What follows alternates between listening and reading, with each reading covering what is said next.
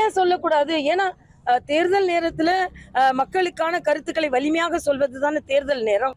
அதுவும் அந்த சனாதன கருத்து என்பது அதை பின்பற்றுகின்ற இத ஒரு தவறான கருத்து தமிழகத்துல நிலவுகிறது. தமிழகத்துல இல்ல, திராவிட முன்னேற்ற கழகம் ஒரு கருத்தை முன்வைக்கிறார்கள். சனாதனம் என்றால் ஏற்றத்தாழ்வு என்ற ஏற்றத்தாழ்வு கிடையாது, அது ஒரு வாழ்க்கை முறை. இன்னைக்கு கோயிலுக்கு வருகின்ற பெண்கள் எல்லோரும் சனாதனத்தை கடைபிடிப்பவர்கள் தான். ஒரு நம்பிக்கையோடு ஒரு தூய்மையான வாழ்க்கை முன்னெடுத்து செல்பவர்கள் தான். ஆக அப்படி அவர்கள் எதிர்த்து பேசும்போது இவர்களை எல்லாம் எதிர்த்து பேசுவது மாதிரிதான்.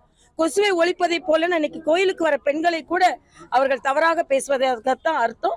அதனால சகோதரர் ரேவந்த் ரெட்டியோட கருத்து சரியானது. ஏனென்றால் அவர் வேறு இயக்கத்தில் இருந்தாலும் சனாதனம் என்று வரும்பொழுது இந்தியாவில் எல்லாரும் ஒன்றுதான் என்பதை அவர் தெரியப்படுத்தியிருக்கார்.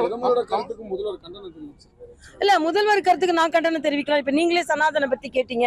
சனாதனமும் அதே எப்படிப்பட்ட கருத்து? பிரதமர் கிளியரா சொல்லிட்டாரு, எந்த விதத்திலும் மக்களுக்கான ஆதரவு கருத்து, அது மக்களுக்கான எதிர்ப்பு கருத்து கிடையாது.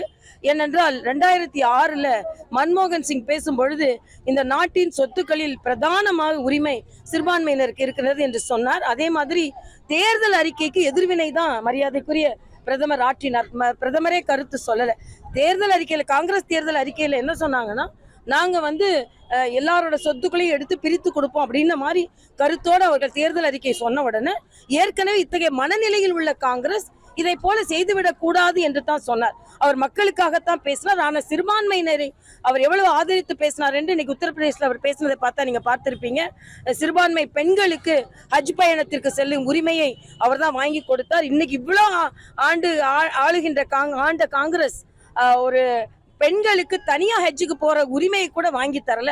அதை நம் பிரதமர் தான் வாங்கி கொடுத்தார். அது மாதிரி முத்தலாக், என்னைக்கு வேணாலும் பெண்களை விவாகரத்து செஞ்சு விட்டு போயிடலான்ற என்ற தவறான ஒரு நடைமுறையை மாற்றி பெண்களை பாதுகாத்தார். அதே மாதிரி இன்னைக்கு அலிகார் யூனிவர்சிட்டியில பெண் விசி, இஸ்லாமிய பெண் வைஸ் சான்சலர் முதல் முறையாக பாரதிய ஜனதா கட்சி ஆட்சியில தான் நியமிக்கப்பட்டிருக்கிறார்.